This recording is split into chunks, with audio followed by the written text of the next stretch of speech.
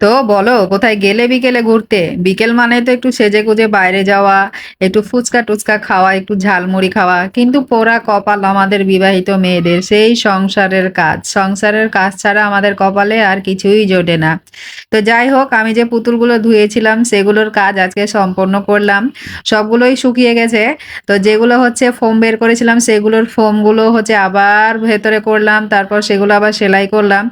এগুলো ধুলে এত সুন্দর লাগে দেখতে মনে হয় আবার নতুন হয়ে গেছে। এই দেখো না কি সুন্দর লাগছে দেখতে।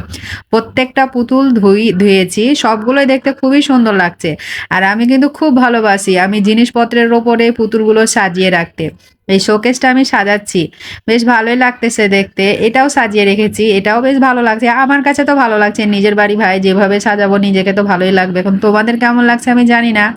যদি ভালো লাগে আমার ভিডিওগুলো যুক্ত থেকো, পরবর্তী এভাবে ছোট ছোট ব্লগ ভিডিও আপলোড করব। টাটা।